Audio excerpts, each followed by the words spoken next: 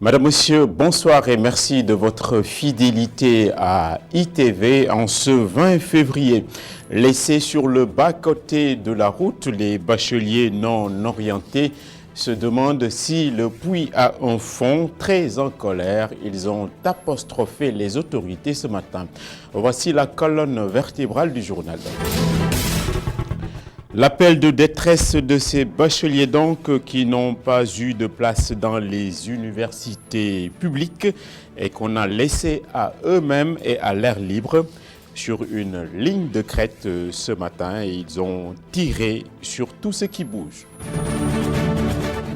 Les tracasseries routières et les complexités administratives sur les corridors retardent énormément nos pays qui cherchent pourtant à sortir la tête de l'eau. Les structures douanières sénégalaises et maliennes veulent passer aujourd'hui à autre chose en mettant en place des outils de facilitation pour les échanges commerciaux. À Touba, la ville sainte, on ne lésine pas avec l'orthodoxie. Les instructions du khalife général sont appliquées au pied de la lettre. Tous ceux qui se mettront à travers ou bien à passer outre en auront pour leur grade. C'est l'une des affiches les plus attendues de la reine sénégalaise, cite Papa Sow. Elle vient d'être officialisée par la régularisation en bonne et due forme auprès du CNG. Le promoteur en est Pape Abdou Fall. Et c'est un événement ITV pour ce qui s'agit de la visibilité et de tous les directs. L'Allemagne s'est réveillée avec la gueule de bois en apprenant les attentats racistes perpétrés sur son sol qui ont coûté la vie à 9 personnes et beaucoup de blessés, dont beaucoup ont en ce moment le pronostic vital engagé. Le développement de tous ces titres dans un petit moment.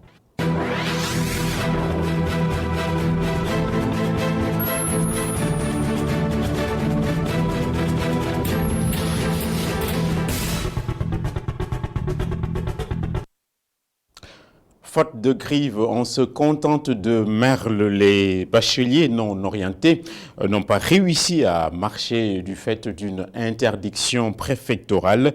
En lieu et place, ces jeunes frappés par une sorte d'angoisse existentielle ont lancé un ultimatum à la tutelle en s'adressant aux historiens du présent, les journalistes donc, pour livrer leur ressenti immédiat. Reportage Boubacar Dian et Bachir Sow. Ils sont désespérés, les bacheliers non orientés. Tous ont obtenu leur diplôme, mais leur orientation fait défaut. Une situation qu'ils qualifient d'anormale. Il y a des milliers d'étudiants qui ne sont pas encore orientés. Ils traînent dans les rues alors qu'ils ont obtenu le diplôme du baccalauréat. Ce qui est une situation anormale et nous, on a décidé de ne pas s'abstenir à cette situation. Pour ces bacheliers, il y a une injustice car leurs camarades sont en période d'examen alors que sont à la maison. C'est tellement difficile pour nous parce que nous tous actuellement nous sommes des chômeurs. Parce que là, on a fait le maximum le plus possible l'année passée pour décrocher notre bac. Pourquoi pas? Comme nos camarades, eux, ils font l'examen le 14 mars prochain. Mais on est là depuis combien de mois sans pour autant reçu nos demandes d'admission. Et alors, nous avons écrit des tonnes de demandes de dérogation au niveau du ministère de l'Enseignement supérieur. Ces bacheliers qui avaient initialement formulé une demande d'autorisation de marche partant du couloir de la mort de l'UCAD à la Médina se sont contentés d'un point de presse devant le Centre d'études des sciences et techniques de l'information. Ils accusent le préfet de Dakar de sabotage. Nous voulons faire une marche, mais là, c'est à lui de nous dire alors qu'on va faire un point de presse pour saboter la situation. Alors regarde ça. Alors comment on peut être au nombre de 500 et quelques. Alors que vous voyez cela, ça c'est tellement difficile. Le collectif des bacheliers non orientés donne un ultimatum d'une semaine au ministre de l'Enseignement supérieur et de la Recherche pour trouver une solution, sans quoi ils menacent de manifester leur mécontentement devant la tutelle. Ça pêche donc dans le système éducatif. Le ministre de la Pêche du Sénégal a présidé un comité régional de développement à Mbour ce jeudi, une rencontre pour mettre sur la table le dossier du projet de construction du futur quai de pêche. Nous écoutons donc à ce propos Alioune Ndoye, ministre de la Pêche et de l'économie maritime, interrogé par Alioune Kane. Les acteurs, après avoir présenté d'abord le projet qui doit se tenir ici à Mbour, à savoir la construction d'un quai de pêche ici à Mbour, qui est un projet important du gouvernement et qui, je le rappelle, était une demande pressante et forte des acteurs de ce département-là, qui doit donc être mis en œuvre. Et là, il fallait donc le repréciser, parce que les acteurs sont au courant de ce projet, ils maîtrisent ce projet, mais repréciser peut-être au besoin certaines choses, mais surtout écouter nos acteurs qui ont eu, en fonction de leur zone d'activité, qu'il s'agisse du marieur, du pêcheur ou de la femme transformatrice, nous dire les soucis qu'ils ont. Nous avons tenu à y apporter autant que possible les réponses. J'ai invité les acteurs du secteur à aussi organiser de façon beaucoup plus rapprochée peut-être les cleaning days. Parce que cette salubrité est importante. Aujourd'hui, vous savez que le fond marin est largement attaqué par cela. Nos plages ne présentent pas un beau visage. Donc tout ceci, je pense qu'il y a une politique avec les ministères chargés de ces questions que nous devons mettre en branle. Il y a déjà des idées pour la récupération de tout ce qui touche les filets, les dormants, toutes les matières plastiques qui traînent pour donc une réutilisation. Il y a une entité qui nous a fait des propositions intéressantes. Se promener comme un poisson dans l'eau, c'est ce qui doit arriver aux biens et aux personnes. Le transit de marchandises en Afrique de l'Ouest pourrait ainsi connaître une révolution de palais. Le Mali et le Sénégal cherchent ainsi à améliorer la sûreté ainsi que le rendement des opérations de transport. Les autorités douanières des deux pays ont planché aujourd'hui sur la matière, ainsi que nous le raconte Kessendour. Les lenteurs des contrôles aux frontières ne seront bientôt plus qu'un lointain souvenir. Les douanes sénégalaises et maliennes seront désormais interconnectées. Les autorités ont procédé ce jeudi à la présentation du SIGMAT, le nouveau système interconnecté de gestion des marchandises en transit. Système qui devrait nous permettre, d'avoir l'information de façon anticipée, aussi bien pour le Sénégal mais également pour le Mali. Vous n'êtes pas sans savoir que le Mali est un pays de l'Interland, donc qui n'a pas de façade maritime. En tant que tel, beaucoup de marchandises passent par le Sénégal avant d'atterrir au Mali. Donc le fait de disposer l'information de façon préalable, aussi bien pour les douanes sénégalaises que pour les douanes maliennes, devra leur permettre de pouvoir anticiper sur les risques, mais surtout de pouvoir voir quel contrôle il s'agira de faire. Cela, naturellement, comme vous le devinez, devra permettre aux populations, mais surtout aux opérateurs économiques, d'avoir des avantages, parce qu'il y aura plus de fluidité, plus de rapidité. Mais également, du point de vue sécuritaire, on aura plus de disponibilité d'informations. Une meilleure coordination entre les différents services douaniers qui devrait permettre au port autonome de Dakar de gagner en compétitivité. Du côté malien, on s'attend à une diminution des coûts liés au contrôle des marchandises, mais aussi à de meilleurs résultats en termes de sécurité.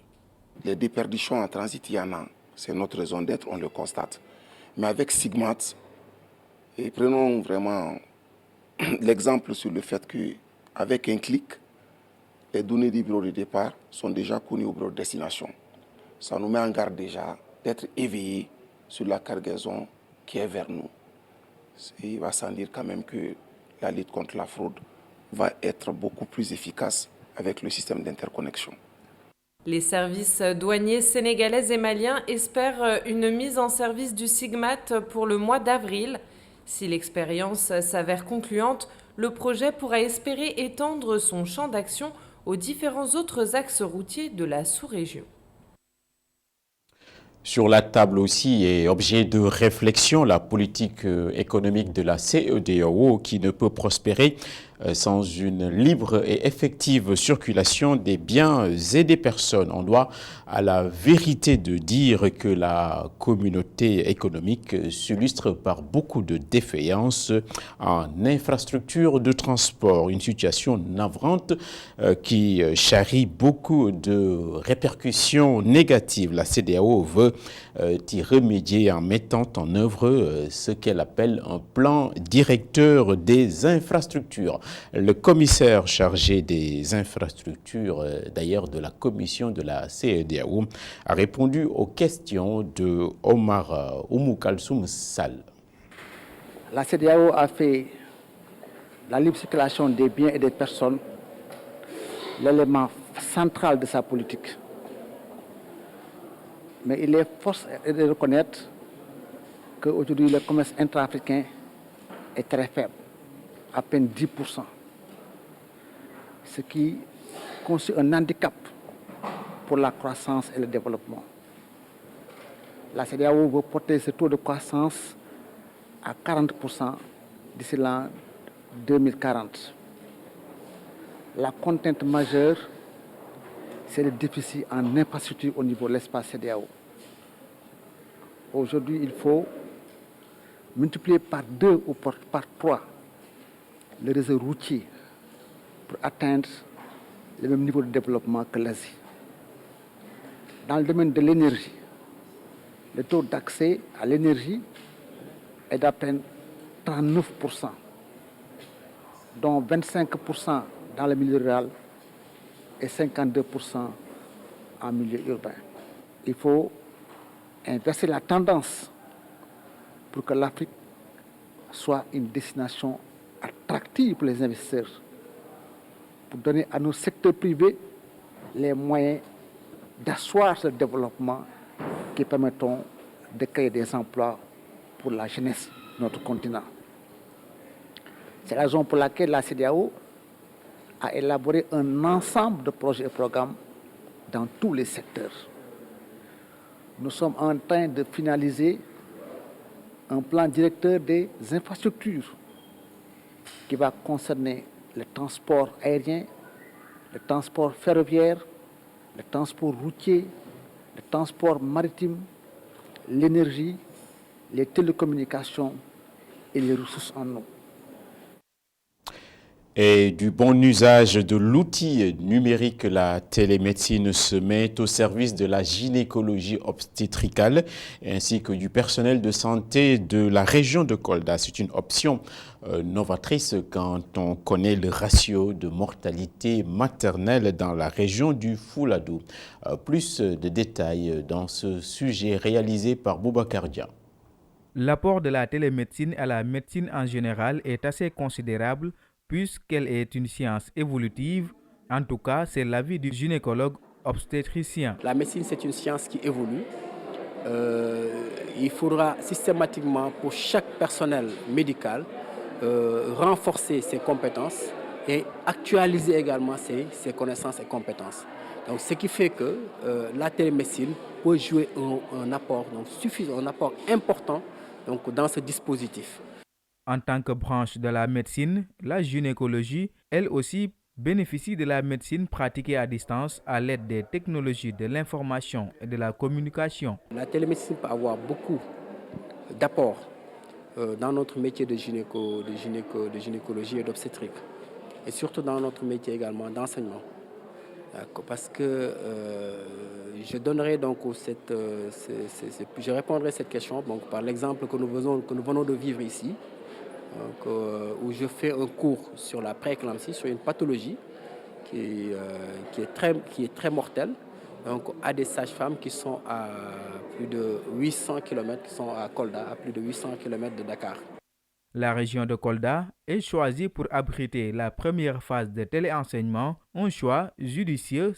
Nous avons pris Kolda de façon symbolique puisque Kolda est une priorité en termes de santé publique. Vous savez qu'au niveau de Kolda, selon les enquêtes démographiques et de santé, la mortalité maternelle et néonatale est la plus élevée.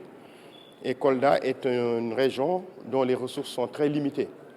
Nous avons certes des ressources humaines, mais il faut renforcer leur qualité. Il faut de la quantité, mais il faut de la qualité. Il n'y a pas beaucoup de gynécologues, je pense qu'il y en avait un seul gynécologue à Kolda. Donc il est important pour nous de faire du transfert de compétences et de mieux capaciter les sages-femmes, les infirmières qui vont régler les problèmes de santé des populations. Un programme de formation continue des sages-femmes de la région de Kolda est en vue. Ce programme de télémédecine vise le renforcement de compétences, mais aussi actualiser leurs connaissances dans le domaine, cela afin de permettre aux sages-femmes de Kolda de mieux assister les femmes du Fouladou. Et dans ce contexte, les frontières sont parfaitement abolies. Nous évoquons par là la formation à distance des sages-femmes via un téléenseignement entre l'espace numérique ouvert de Mermoz ici à Dakar et celui de Kolda. C'est une initiative des agents paramédicaux qui utilisent l'outil numérique pour la bonne cause. Le directeur adjoint du Centre d'excellence africain pour la santé de la mère et de l'enfant est ici sur ce sujet au micro de Boubacar Dia. C'est important comme événement et c'est le fruit d'un long processus entre des acteurs qui ont montré leur engagement. Puisqu'aujourd'hui, il faut positionner le numérique comme outil qui permet de rendre beaucoup de services dans le domaine de la santé, mais aussi dans le domaine de l'enseignement supérieur, ça il faut le dire. Donc après un atelier que nous avons eu avec notre partenaire principal, l'Université virtuelle sénégalaise, nous avons entamé un processus d'opérationnalisation de cette activité. Parce que l'activité qu'on a menée à Kolda, c'est de nous habituer aux outils de l'espace numérique ouvert de Kolda, mais également de voir le potentiel qui nous est offert pour pouvoir faire une activité dans les normes. La mémoire des morts préside à l'action des vivants. Le Forum social a rendu un hommage posthume au professeur Samir Amin en prenant l'initiative d'une université citoyenne populaire panafricaine.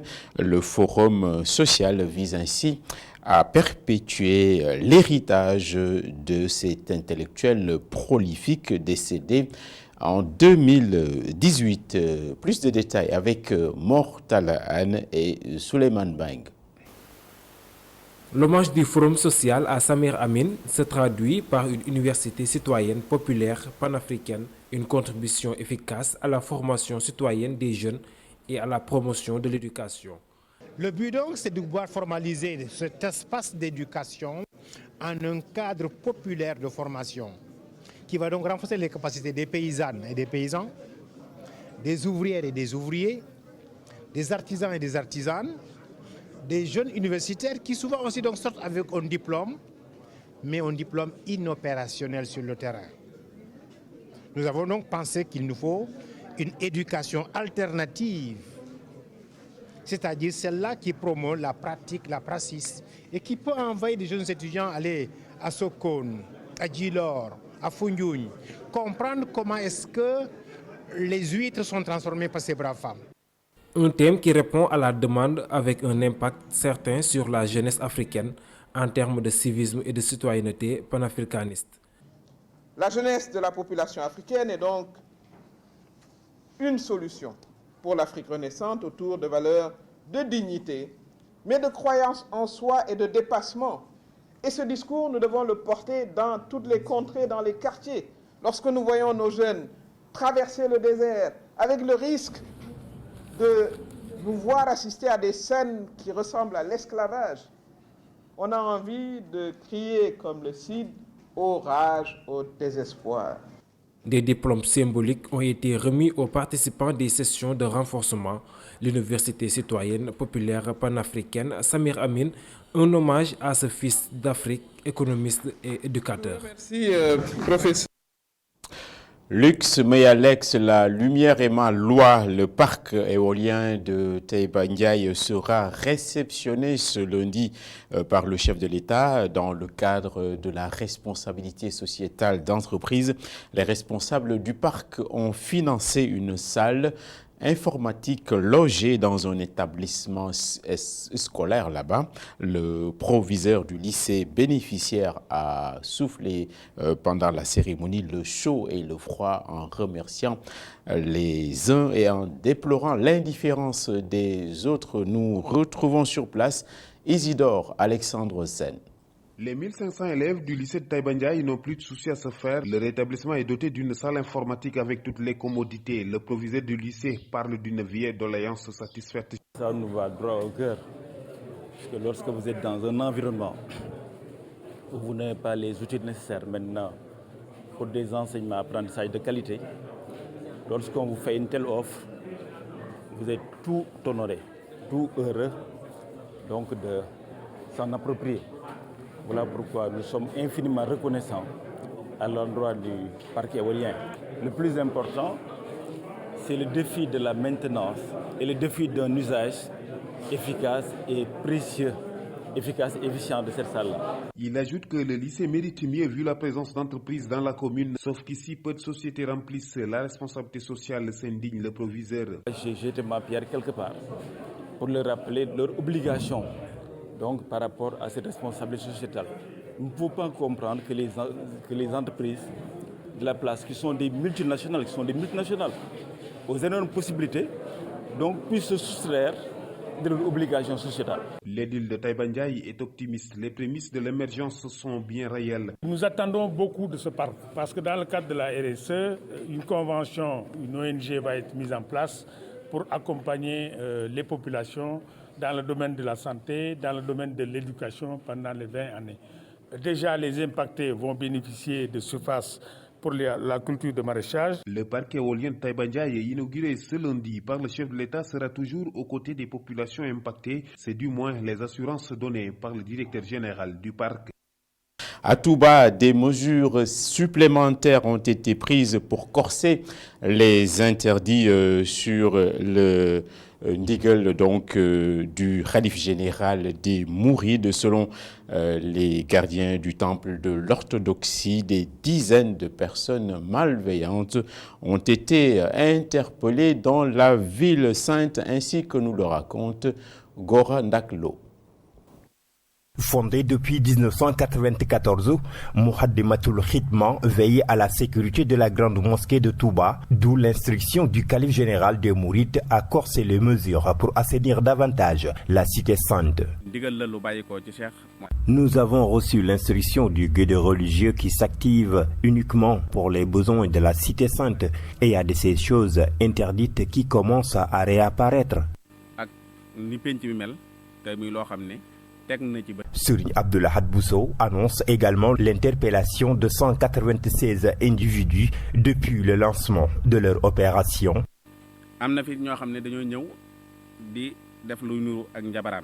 Parmi les interpellés, il y a des charlatans, il y a aussi des usurpateurs, mais également des voleurs, des ivrognes. Il y a parmi ces individus des personnes qui ont fugué de leur maison, entre autres. Face à la presse, le Daïra Moukhaddamatoul Khidma entend faire de la capitale du mouridisme une cité exemplaire.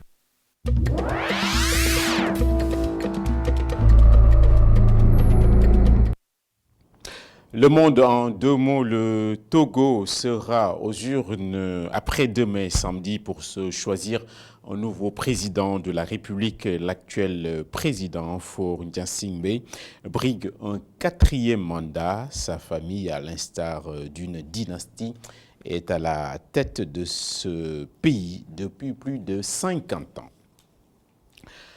L'Allemagne s'est réveillée en état de choc après qu'une double fusillade a fait 9 morts dans 2 bistrots non loin de Francfort.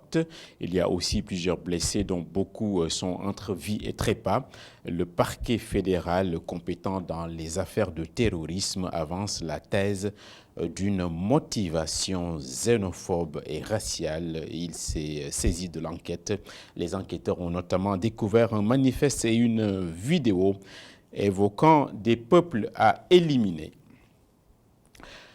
Après avoir essuyé une défaite en Ligue des Champions aller contre Dortmund cette semaine, le Paris Saint-Germain passe donc une semaine assez catastrophique avec l'inculpation en Suisse de son président pour corruption dans une affaire qui a un lien avec l'attribution de droits médiatiques des compétitions de la FIFA. C'est ce qu'a annoncé ce jeudi le bureau du procureur général de Suisse.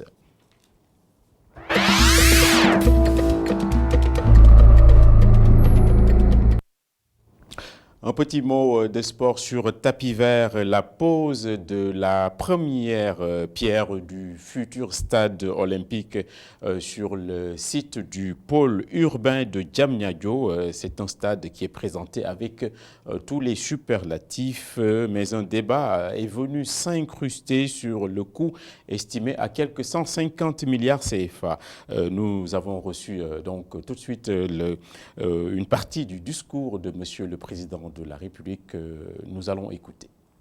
Ce stade, j'ai eu l'ambition de le réaliser au lendemain du match Sénégal-Pologne en Coupe du Monde au Spartak Stadium de Moscou.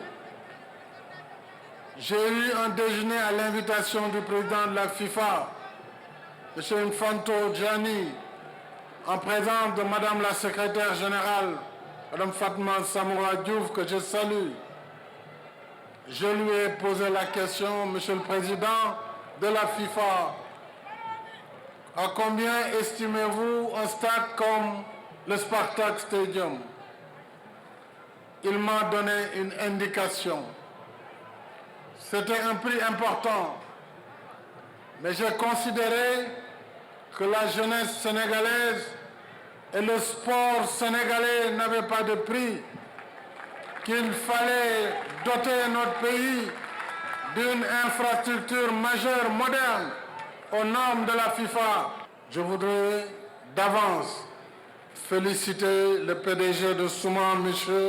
Selim Bora, dont je connais la compétence, l'engagement et le dévouement. S'il donne une date, il va la respecter. Donc Selim, je te donne rendez-vous exactement le 20 août 2021 pour l'inauguration de ce stade.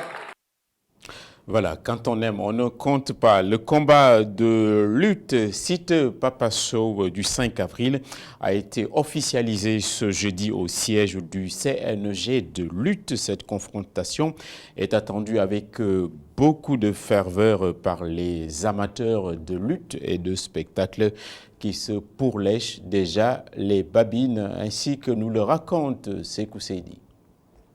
Le combat de lutte Papa Sow Siteu aura bel et bien lieu le 5 avril prochain. Toutes les procédures ont été finalisées ce jeudi par Pape Abdoufal Production et les managers des deux lutteurs.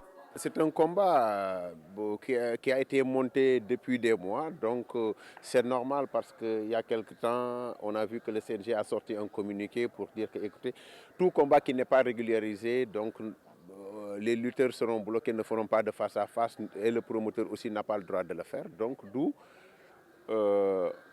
la nécessité de nous rapprocher du CNG afin de discuter des différentes modalités. Ces modalités ont été discutées, des accords ont été trouvés avec les différentes parties et le combat est régularisé. Une affiche qui fait parler d'avance. Pape Abdoufal veut dire à qui veut l'entendre la lutte sénégalaise est bien en marche. C'est normal quand même qu'on monte des combats au moment où les gens disent que la lutte elle est morte. Moi je dis non. Il y a deux choses dans la vie. On peut, on fait. On ne peut pas, mais on veut, mais on ne peut pas. Donc c'est acceptable, c'est dans l'ordre normal des choses. Nous ferons quand même le maximum de nos possibilités pour rendre vraiment heureux les amateurs, pour rendre vraiment heureux les férus de la lutte. C'est pourquoi nous avons monté site Papa Sow et espérons qu'après ce combat, on aura un autre combat pour la fin de l'année. C'est notre objectif et que Dieu nous donne les moyens de le faire. Les deux lutteurs s'affrontent verbalement ce vendredi au Stadium Marius Ndiaye avant le duel physique, le 5 avril prochain. La culture, c'est la solution à toutes les formes de crise. 7 jours pour un film, c'est le nouveau concept de la formation initiée par Media Center, un institut ainsi que tous ses partenaires. Le jury a déjà procédé à une sélection. Écoutons Moussa Touré, c'est un cinéaste et en même temps c'est le directeur des études de Media Center. Il est ici au micro de Souleymane Bang. C'est avéré qu'il y a eu une formation qui s'appelle 7 jours pour un film. Il y a une société qui s'appelle Akajou Film, dont Pascal est le directeur. Donc il m'a contacté, nous nous connaissons. Et il s'est avéré que quand il m'a contacté, il est venu voir notre école. Et au fait, il m'a demandé est-ce que c'était possible de faire la formation.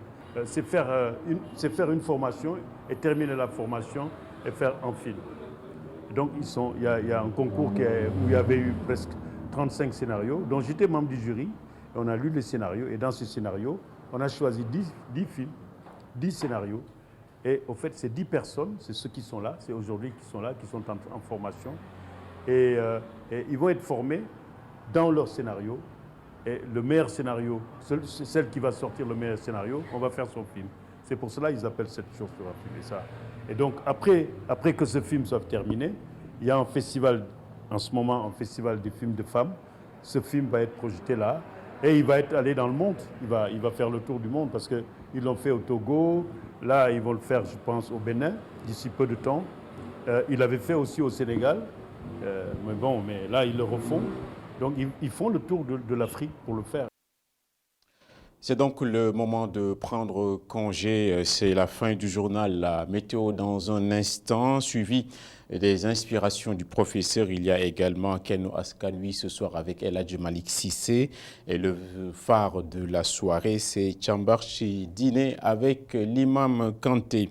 Les écritures saintes sont une source intarissable. Il nous faut des cœurs de chair et non des cœurs de pierre. C'est la miséricorde et la générosité. Bonsoir.